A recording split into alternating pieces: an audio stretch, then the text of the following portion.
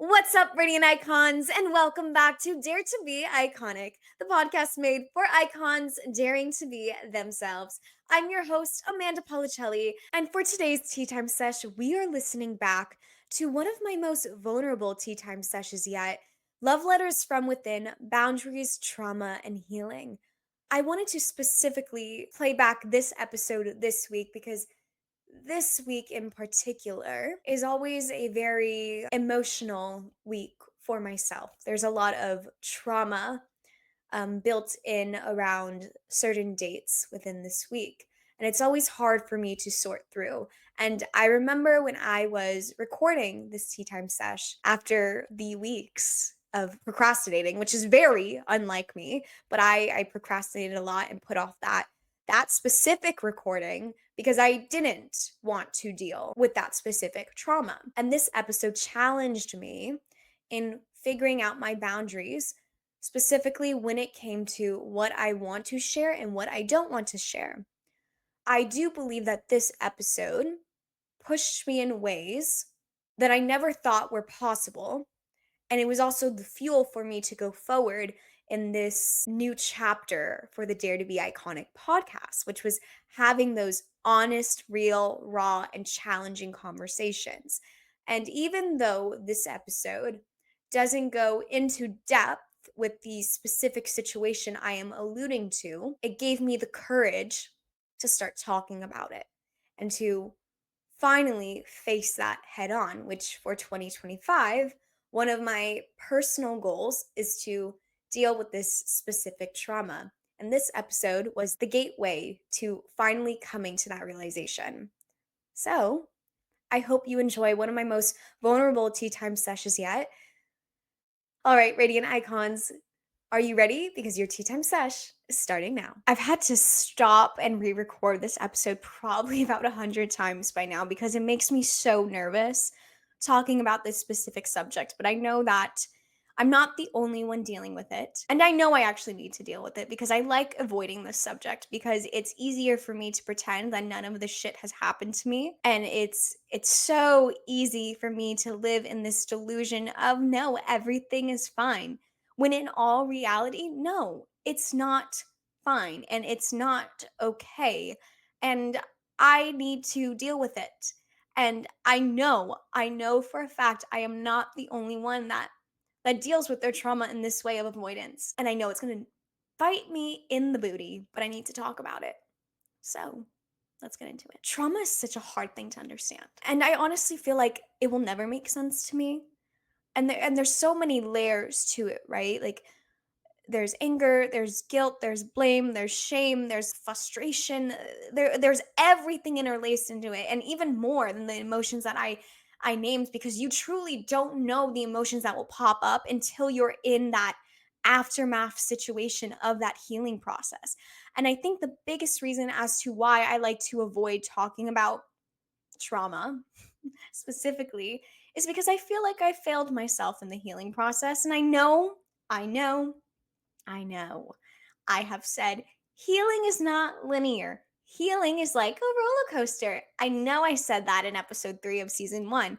I know. And it's true, like healing is a roller coaster, but it doesn't negate the feelings of me feeling like I failed because I have a couple of bad days when I'm in this healing process of dealing with my trauma for like 7 years at this point. Like, let's be so for real right now. Like, I didn't realize that 2 months of my life would leave me with a lifetime of trauma. And in this case, it's been 7 years, and I still don't deal with it. And when October comes around, because it always comes around, I'm like, oh, I'm gonna be fine this month. It's gonna be fine. Blah, blah, blah, blah, blah. I'm lying to myself. I am lying to myself. And I don't know if that's some type of defense mechanism of, oh, it's gonna be okay. You're gonna get through it. Because I know I'll get through it. I know I get through the tough shit, clearly, but doesn't make it easier. And I want to have this conversation with you guys because I know I'm not the only one that does this. I know it. And I know that when we're in this aftermath of really figuring out what the hell are we going to do with the shit that has just happened to us, it's really, really scary. And sometimes you just don't know how to pick up the pieces. but you have to. And I think when it comes specifically to trauma, not only is it a very personalized experience, and I'm saying that with so much disgust because I hate that we all have to deal with this, but it's so individualized because the way that I will process and heal from my trauma will be different than how someone else processes and deals with their trauma because we're all different. We're all uniquely iconic in our own way, and that's great. But that also means that there's not a guidebook on how to deal with the hard shit that we're put through. The best way I can approach this episode is sharing what has worked for me and what hasn't worked for me. And I'm not going to be trauma dumping because no one wants that. And frankly, I don't know if I can handle that. But also, trauma is your story to tell, and you don't have to share it with anyone. And I think I've been very firm on that boundary. Boundaries are a big one with trauma. So let's just start with that one, right?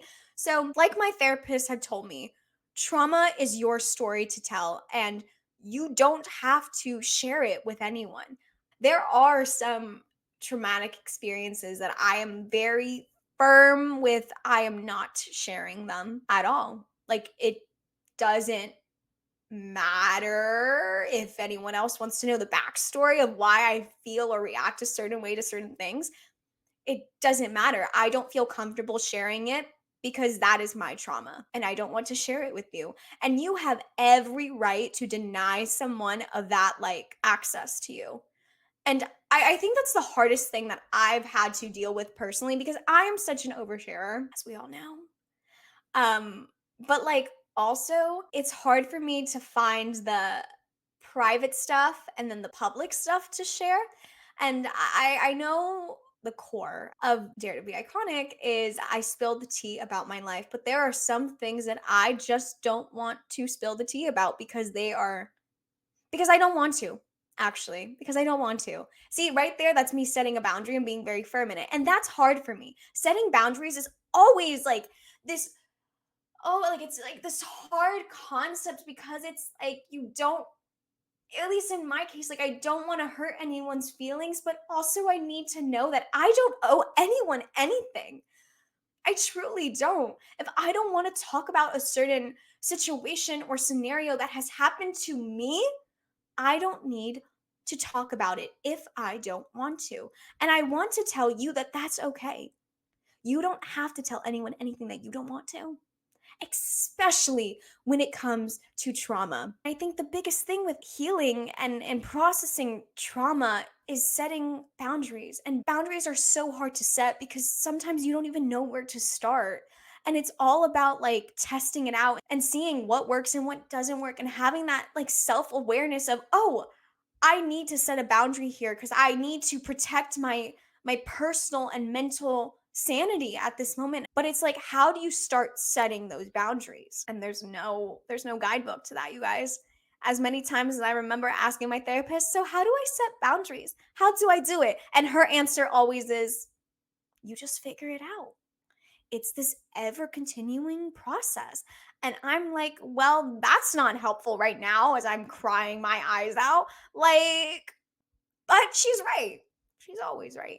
You you need to just figure it out. Every experience that we deal with is individualistic. And it's like there are different boundaries for certain things. I'm going to tell you it's not easy. I don't have a step by step guide to it because I don't even know where to begin half the time. It's really just figuring it out. And sometimes I fail, and we all know how I feel about failing. But like, I fail and I figure out, okay, that boundary is not what I needed. Maybe I try this instead. It's all about just figuring it out and feeling out the situation. And as time goes on, you'll get better at setting the boundaries because you'll know what you want. And I think it goes down even deeper into figuring out who you are and what you need.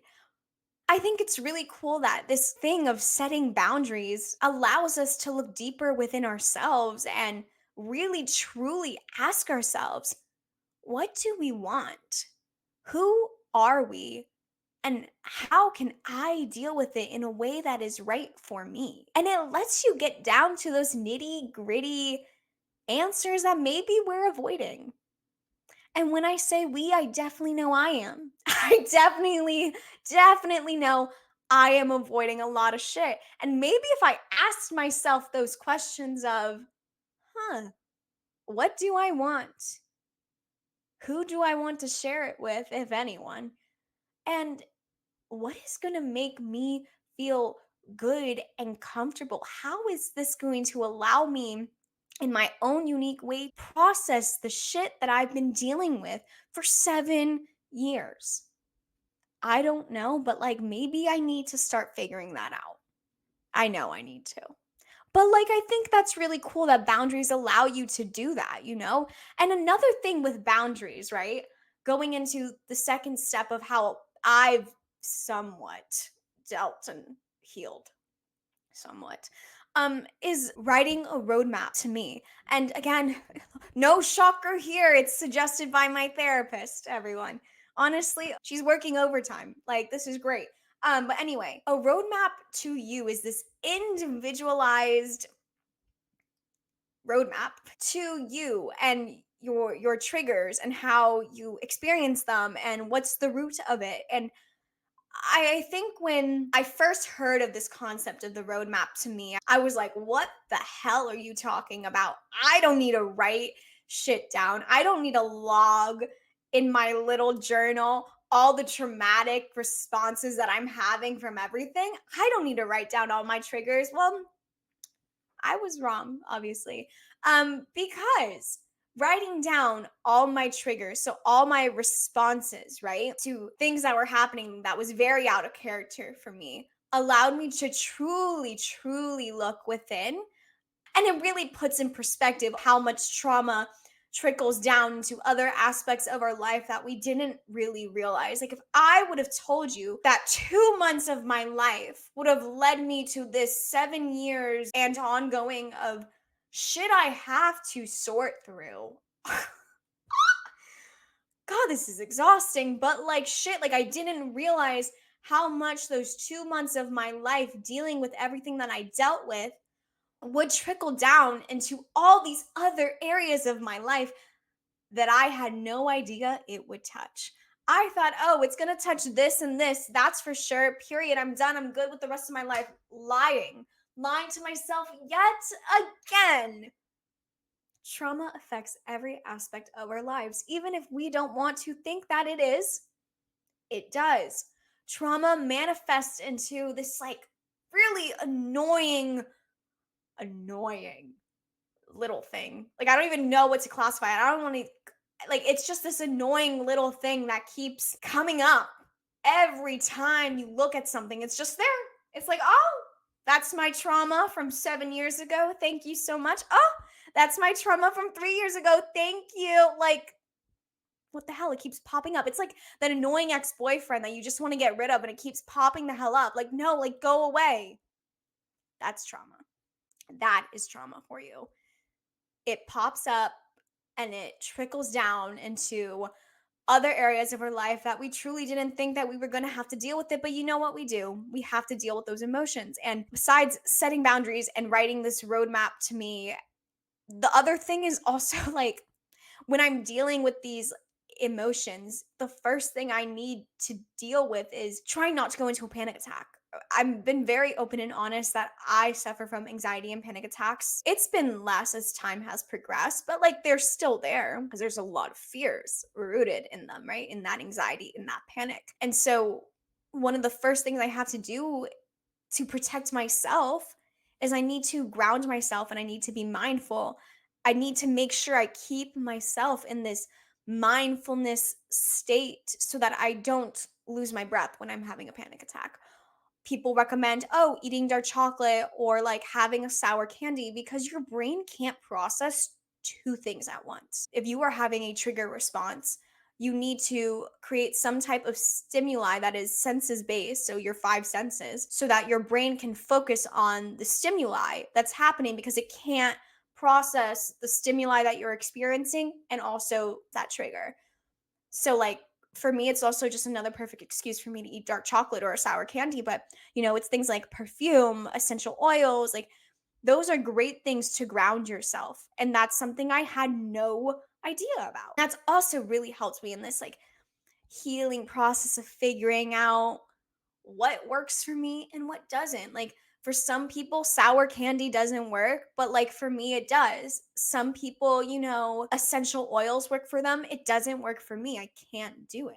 So those are like my big three things when it comes with healing and figuring it out. But like, I'm not gonna lie to you guys, healing is such a tricky concept for me also to grasp. As much as I say, "Oh, it's a roller coaster," and, "Oh, it's continuous," like, I that's true. Like, it is. But also, like, when I'm deep in the trauma and I'm deep in those, like, trigger responses, I can't help but feel like I failed. I can't help but feel like I failed myself and have that continuous cycle of anger, blame, guilt, shame, like whatever it is, like I just go through those emotions and I feel like, oh shit, like I failed myself. And that's like not true. And I think I'm so hard on myself. And I know, I know for a fact that I'm not the only one that's hard on themselves. We all are so hard on ourselves. Like we are our own worst critic. And it goes back to this idea of we need to start giving ourselves more grace and more kindness, especially when we're healing. And the biggest thing that I can think of specifically that I'm okay with talking about is the letter in the box. For 2 months after the breakup, before I decided to take charge of my life, I was so, so hard on myself. I was so mean to myself. I was not kind. The things I thought about myself, the things I let myself believe, like it was horrible. And I wouldn't wish that on my worst enemy, honestly. Like I wouldn't even wish it on my ex. But I was so mean to me. I was so mean to myself and it's like why didn't I give myself grace? I was going through my first ever heartbreak. I was going through something so traumatic and I was being so mean and hard on myself. Why? Why would I not give myself the kindness and grace of being like, it's going to be okay. You're doing your best. It doesn't have to be picture perfect right now. You just got your heart broken by a letter in a box. Like, you don't have to be so okay all the time, Amanda. And I think that's a concept that I still try to understand because I just don't get why I was so mean to me, why I wanted to be so perfect at that time. And maybe it's because I was obsessed with this idea of perfection, but there's so much beauty in the mess. There's so much beauty in embracing being imperfectly iconic. There's so much beauty in our imperfections. And I wouldn't even maybe even classify that as imperfections, but the way that I was dealing with it and processing it and the way I was talking to myself and everything, like I just needed to be kinder to me. I think that's the biggest thing coming out of something traumatic is that we need to keep reminding ourselves that we have to be kind. We have to give ourselves grace. We have to be nice to ourselves. I think by taking the step forward of taking care of ourselves and setting boundaries, creating a roadmap, learning how to ground ourselves and be mindful, we also have to remember we need to be kind because we're not going to get it right the first time or the first couple of times, honestly. We may try a certain stimuli to get ourselves grounded and it doesn't work. And we just have to keep trying until we find what's right for us. But in that in that point of, oh my God, this isn't working, oh my God, I'm failing, we need to take a step back and breathe and be like, oof, okay, one, you're not failing, and two, be kind to yourself. You're not going to figure out what works for you right away. It takes trial and error. It takes this figuring it out part. And yeah, it's messy, but it's also beautiful because you're just getting to know yourself on a deeper level. Isn't it beautiful that at least from this really painful shit that we deal with, we can turn it into power. And in this case, it's the power of choosing ourselves. It's the power of getting to know ourselves on a deeper level. It's the power of being kind to ourselves because we deserve it. Okay, Radiant Icons, let's get into the Dare to Be Iconic hotline. How can I begin to address trauma from my past when it feels overwhelming? I think when it comes to addressing trauma from our past, especially when it feels overwhelming or almost impossible, it goes back to that positive self talk and that self compassion. So, being kinder to ourselves and giving ourselves grace. And I know it's not easy. I mean, I just had a whole little rant about it. But like I think when it comes to dealing with trauma from our past and taking on all those emotions of how it's affected our everyday lives currently, we have to again start small. And I think the first small step that you can do is to start by treating yourself with kindness, grace, and just give yourself time.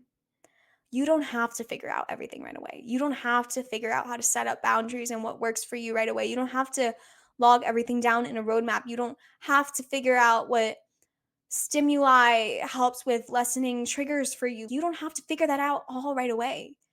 Start small. And the first bearable step that you can do for yourself in this situation is to start with talking to yourself nicer, being kinder to yourself, and giving yourself grace. I wish that's something I did for myself, not only outside of the breakup, right? But in other traumatic experiences, I was so hard on myself and I was so mean to myself, and I still am. And I think in times when I experience those emotions, I have to step back and take a breath and be like, okay, no, we're not doing that. We are not talking to ourselves this way. And if it helps, talk to yourself as if you would talk to your best friend, because you would never, ever tell your best friend half the mean shit that you're telling yourself. So if that helps in like reframing your mindset on it, approach it like that. And that's helped for me personally because I would never tell my best friends the shit that I've told myself. And I think that's how it makes it a little bit less overwhelming. What advice do you have for someone who feels stuck in their healing journey? Well, this one's hard because I'm currently dealing with it right now. And I guess what I would say in this specific situation, it's really hard, right? Because we just want to, like, when you're at that point of like, shit, like, I just want to give up. Like, I just want to throw in the towel. Like, I don't want to deal with it. It's really hard to find the motivation to just keep going and better yourself. Like, it's really hard to find that motivation, right? Because at this point, at least for me, like, when I'm at the, like, I just want to throw in the towel, I'm, I'm so over it. Like, I'm so over doing the hard shit and not seeing results almost. I think in order to get over that hurdle, it's a sign that you need to pause, take a break, and like reflect. And the biggest way for me to process how I need to move forward, like how do I need to change my perspective and reflect on what is happening, is journaling. I'm not even lying to you guys. Break up with the past, fall in love with the future has helped me with it. I have my own copy of it, you guys. I don't just like sell it out and be like, "Oh my god, it works." But like being able to go through that process of really breaking it down, or even having just like my separate journal, it's just like a regular notebook, and just word dumping everything and reflecting on what is going on really does help me when I'm at that point of feeling stuck and feeling stagnant and like there's no point in moving forward.